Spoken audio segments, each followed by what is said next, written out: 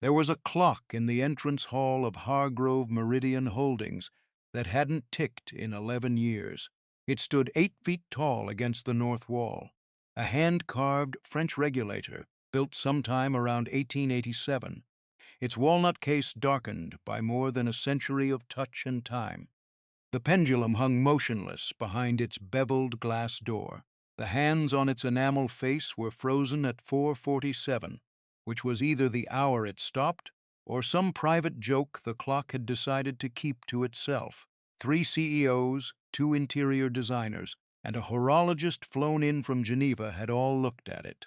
The Geneva man had spent 4 hours in the lobby, spoken quietly to himself in French, and then told Desmond Hargrove III, the 71-year-old founder and chairman of Hargrove Meridian, that the movement was too far gone to restore. The damage was internal, a hairline fracture in the great wheel, compounded by a generation of accumulated wear the original mechanism could no longer absorb. Restoration would cost more than replacement, the man said, and even then there were no guarantees. Desmond Hargrove had nodded once, thanked him, paid the invoice, and then done nothing. The clock stayed. That was the thing people noticed first when they walked into the Hargrove Meridian lobby. Not the marble floors, not the 20-foot ceilings, not the framed architectural drawings of buildings the company had designed and constructed across 9 states. The clock, standing there like a polite guest who had stayed past midnight and simply never left. It was the first thing you saw and the last thing you forgot. On a Tuesday morning in late October at 7:52 a.m., a 24-year-old woman named Zara Osei walked through the revolving doors at 1400 Commerce Meridian Drive, Charlotte, North Carolina, with a canvas tool bag over one shoulder and a thermos of coffee in her other hand. She was 5'4", wore her hair in 2 flat twists pinned at the back, and had on a pair of dark gray coveralls with the logo of Prestige Building Services embroidered above the left chest pocket. She had worked the early maintenance shift at Hargrove Meridian for 14 months. She knew the building the way only people who clean it ever truly do.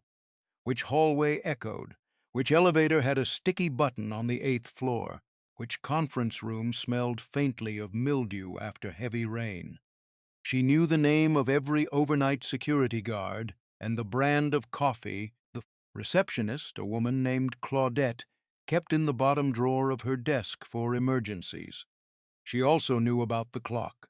Zara stopped in front of it every morning for about 30 seconds before starting her shift. Not to admire it exactly, more the way you look at a problem you haven't solved yet. Her grandfather, a man named Kwame Osei, who had spent 41 years repairing watches and mechanical timepieces out of a shop on Brewster Avenue in Pittsburgh, Pennsylvania, had given her that habit, the long look, the patient assessment. He had also given her 14 years of informal apprenticeship, starting when she was 10 years old and ending when she was 23, and he had run out of things to teach her.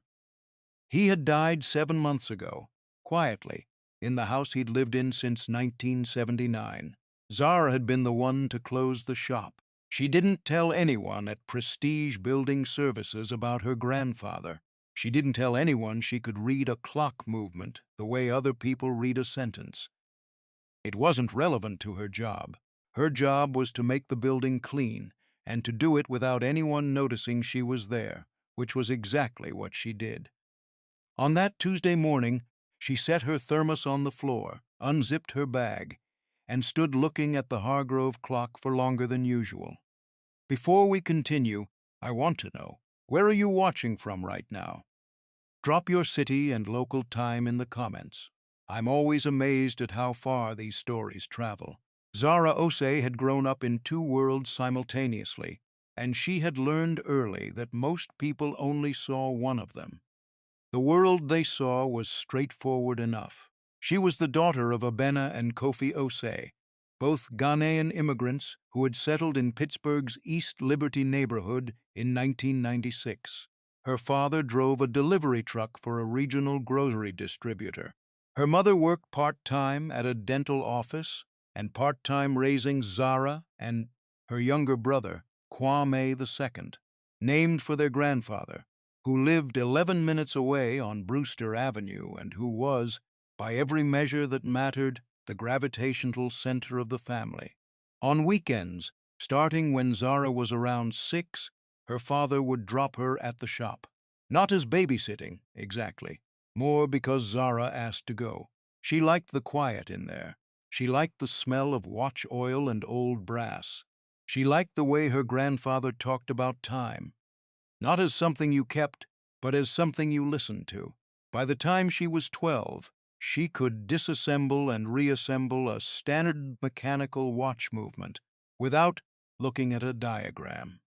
At 14, she correctly identified a broken mainspring on a 1940s Elgin pocket watch that her grandfather had initially assumed was a wheel train failure.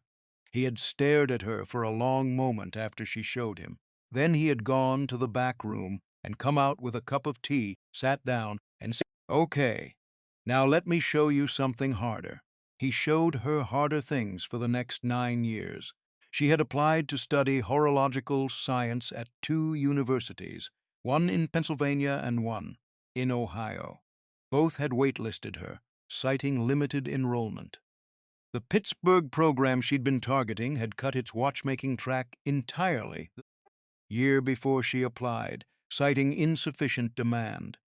She'd taken the building maintenance job to cover rent while she figured out the next step.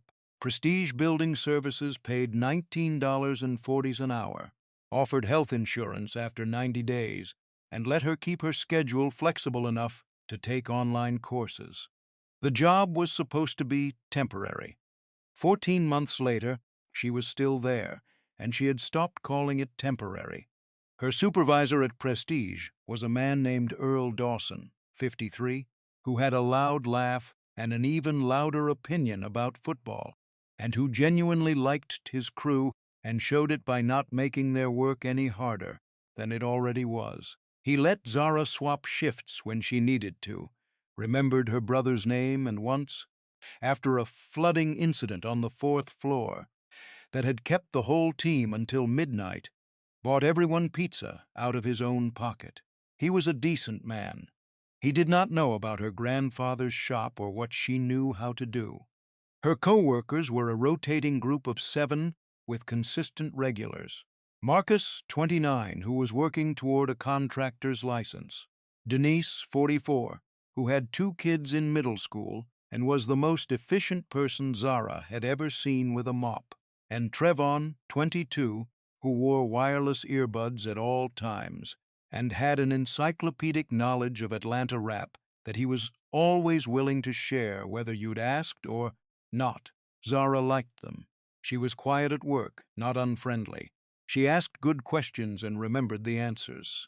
She showed up 7 minutes early every single shift, which Earl had once pointed out with a nod that meant more than it said. She lived in a 1-bedroom apartment on Caldwell Street, 14 minutes from the Hargrove Meridian building, in a complex called the Millbrook. She paid $940 a month. Her kitchen table had a velvet roll on it at all times, a set of her grandfather's tools she'd inherited, along with everything else from the shop. Mainspring winders, assorted screwdrivers, needle-nose tweezers, timing stakes, a worn brass loop on a cord she had worn around her neck since she was 17. At night, after her shift, she worked on movements she bought from estate sales and flea markets. She was repairing a Seth Thomas mantel clock for a woman she'd met in an online forum. She was also, in the private hours before sleep, studying the Hargrove regulator from memory, turning its geometry over in her mind the way her grandfather had taught her, understanding the problem before you ever touched the thing. Now that you've met Zara, does her story hit close to home? Have you known someone that gifted, carrying something that big in silence? Tell me about them in the comments. The incident happened on a Wednesday, 3 weeks after that Tuesday morning, when Zara had stood at the clock longer than usual, it began the way these things often do, not with malice exactly, but with the particular carelessness of someone who has never had to think about the weight of their words. Her name was Brianna Holt. She was 31, a senior associate at Hargrove Meridian in the Project Development Division, and she had the kind of confidence that fills a room before the person does. She wasn't unkind by deliberate intention. She was simply, in the way that some people are, entirely uninterested in the existence of anyone who wasn't directly useful to her at any given moment. She had walked past Zara perhaps 40 times over 14 months and registered her, on each occasion, as part of the building's background, like a potted plant or an elevator panel. On that Wednesday at 8:19 a.m., Desmond Hargrove himself was standing in the lobby. This was unusual. He kept an office on the 14th floor and rarely came down before 10. But that morning, he had a client meeting in the first-floor conference suite, and he had arrived early the way he always did for important meetings. To think, to settle, to stand in his own building and remember what it was built for. He was standing near the clock. Zara was 6 feet away, wiping down the reception desk surface, when she heard a thin sound from the clock's direction. Not a tick, nothing that definitive. More like a catch, a brief, metallic suggestion of movement. She turned to look. Brianna Holt came through the revolving doors at that exact moment, coat on, coffee in hand, heels clicking across the marble. She passed Desmond Hargrove with a quick, practiced smile, started toward the elevators, and then stopped when she noticed Zara looking at the clock. "What are you doing?" Brianna asked. Not confrontationally, but with a tone that suggested she was curious. Why a maintenance worker was spending time staring at a lobby fixture when she could be doing something useful. Zara turned. "Just noticed something." "You noticed something about the clock?" "Yes, ma'am." Brianna's expression shifted into something that wasn't quite a smile. "I don't think the cleaning staff needs to worry about the clock. That thing hasn't worked in a decade. Even the experts couldn't fix it." She said it pleasantly enough. But the lobby was quiet, and Desmond Hargrove was 6 feet away, and the words landed exactly the way that kind of pleasant dismissal always lands, like a door closing in, someone's face while they're still mid-sentence. Zara said nothing. She nodded once and returned to the reception desk. Brianna walked to the elevators. Desmond Hargrove had heard every word. He had also noticed the way Zara looked at the clock before Brianna spoke, not the look of someone admiring it. Something else, the look of someone doing math. He walked the 4 feet to where Zara was working and said, simply, "Do you know something about clocks?" Zara paused. She set down her cloth. She looked at him, really looked at him, the way her grandfather had taught her to look at a movement before touching it, assessing before committing. Desmond Hargrove was a man who had built a 30-year company from a drafting table and $2,000. He had the eyes of someone who listened. "My grandfather was a horologist," she said. "I apprenticed with him for 14 years. There was a beat of silence. "What's your name?" he asked. "Zara Osei." "Zara." He looked at the clock, then back at her. "What do you hear when you listen to that?" "I heard a catch this morning," she said. "Something in the going train, not the great wheel. I think the diagnosis about the great wheel was wrong. I think it's the click spring. If the click spring is worn or seated wrong, the mainspring can't maintain tension. The whole train loses power and the clock stops. But the underlying movement may still be sound." Desmond Hargrove was quiet for 4 seconds.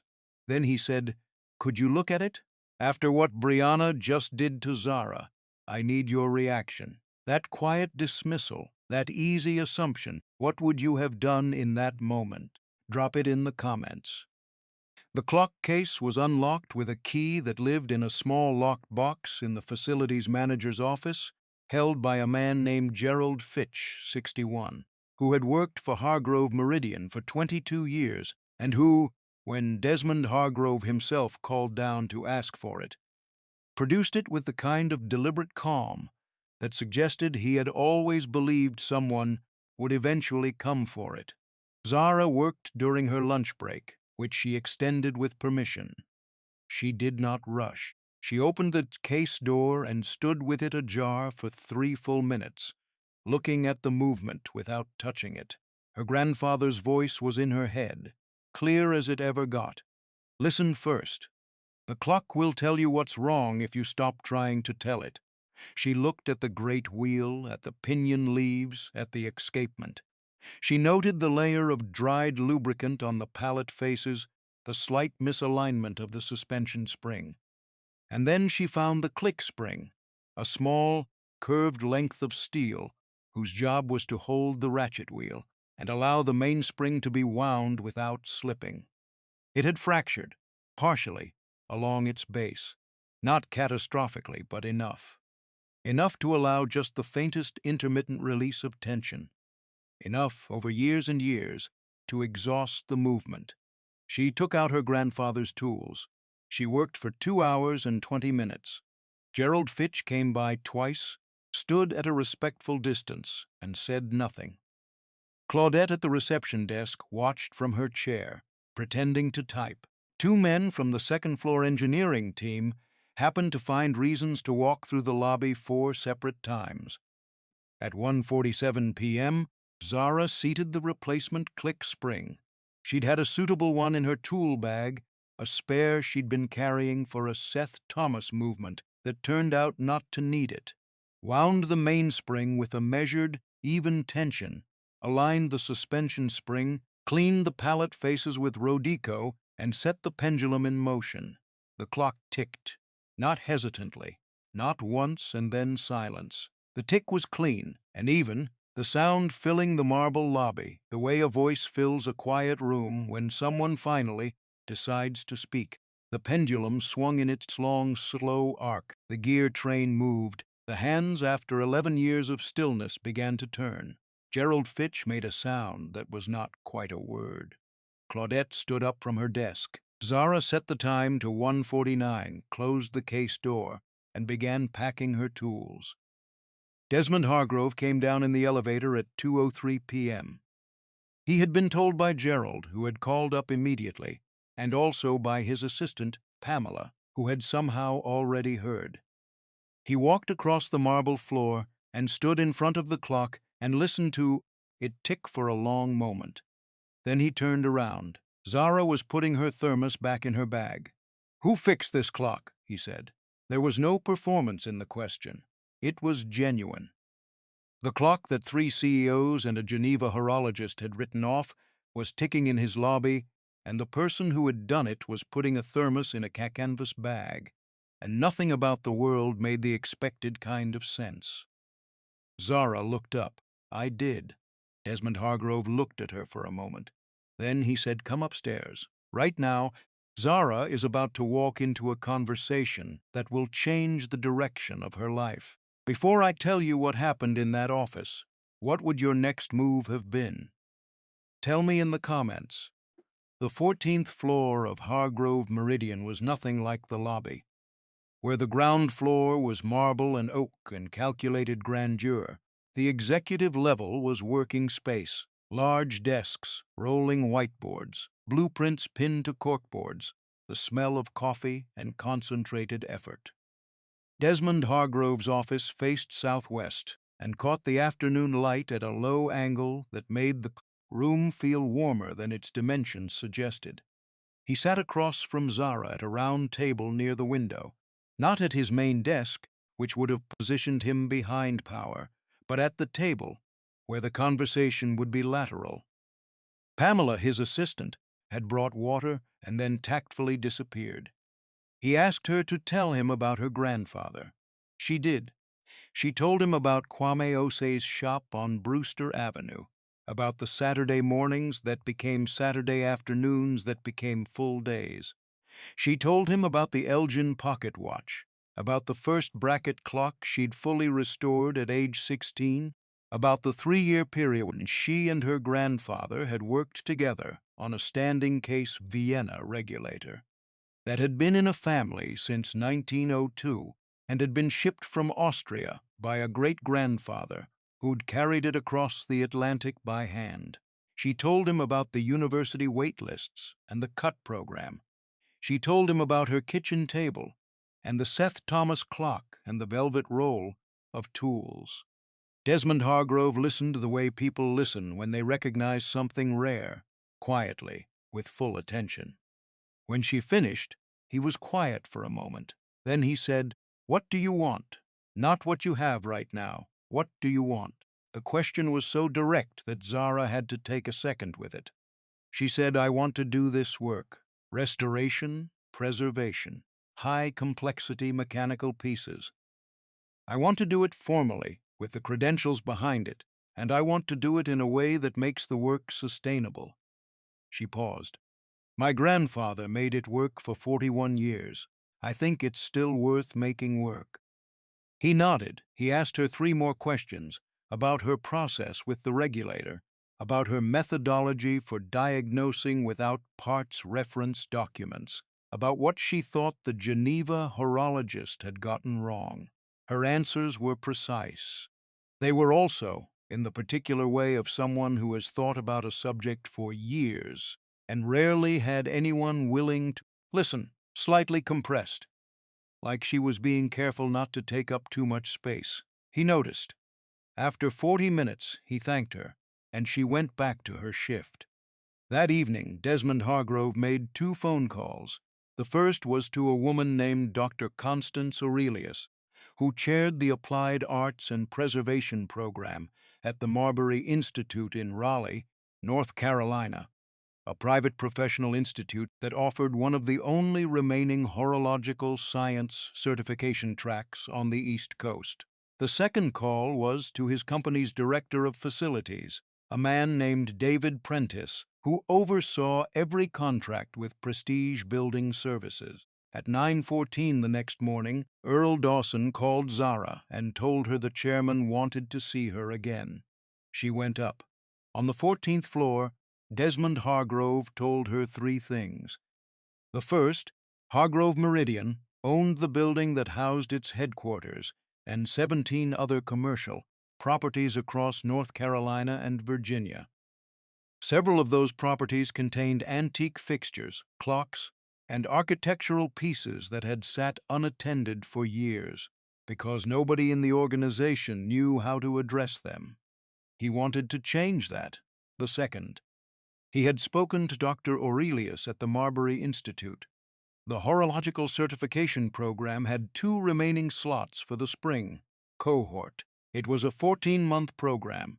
He was prepared to sponsor her enrollment, full tuition, a stipend for materials, and a flexible working arrangement with Hargrove Meridian that would allow her to work as an on-site restoration specialist during practical training hours.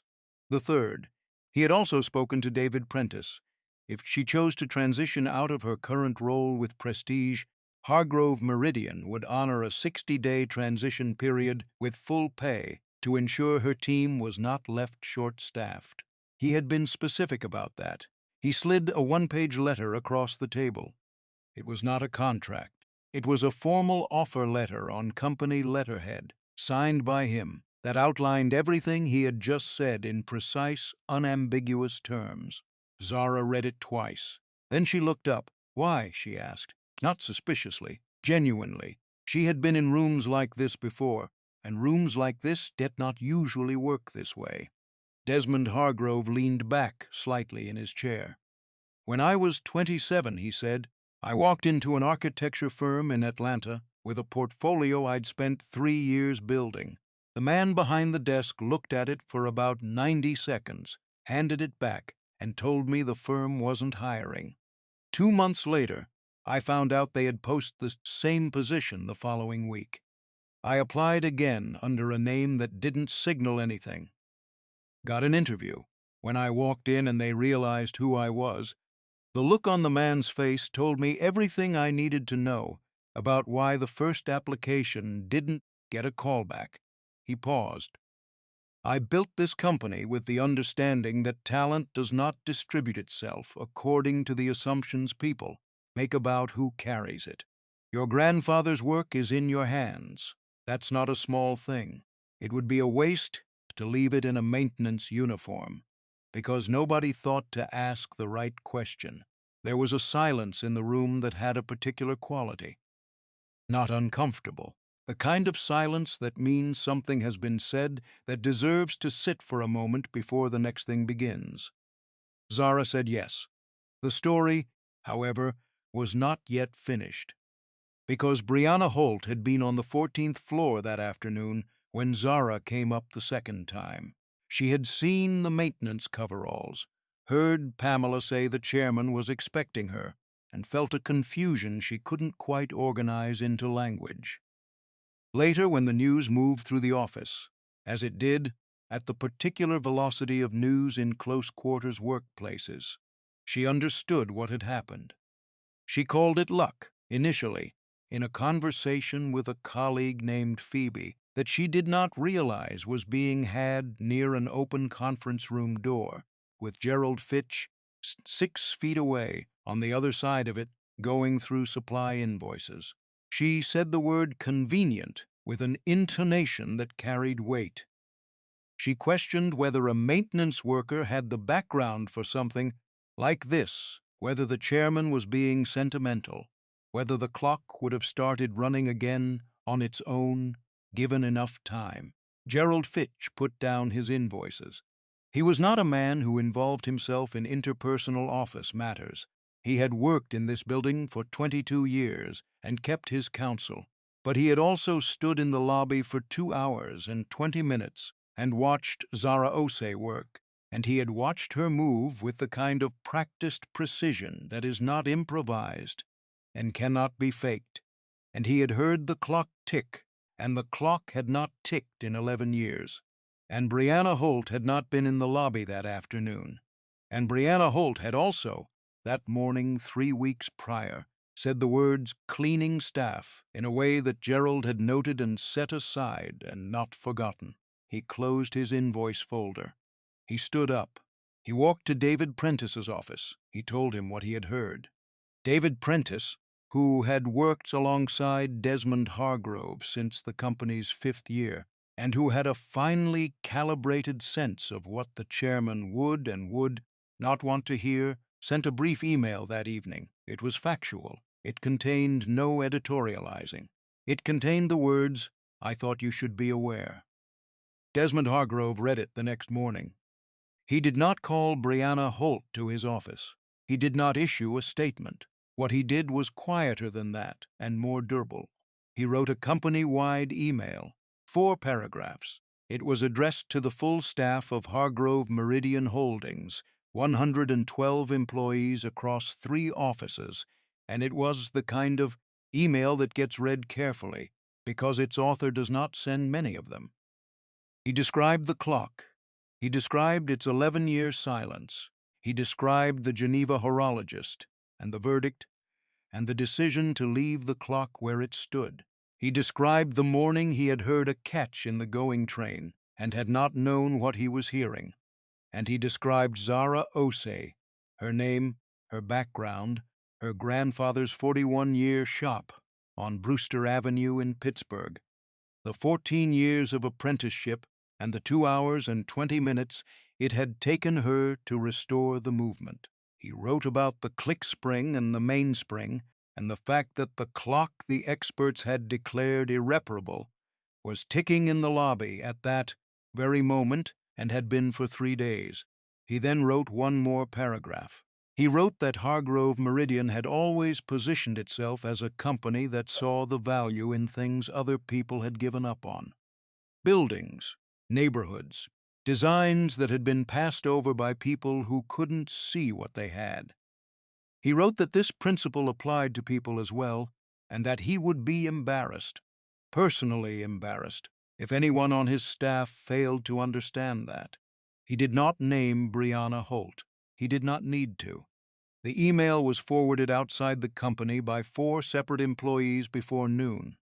By that evening, It had been shared in two professional networks, a community forum for trades and craftsmanship, and a thread on a site that aggregated workplace stories. By the following morning, a writer for a professional journal, covering preservation and architectural restoration, had reached out to Hargrove Meridian's communications office, asking to speak with Zara.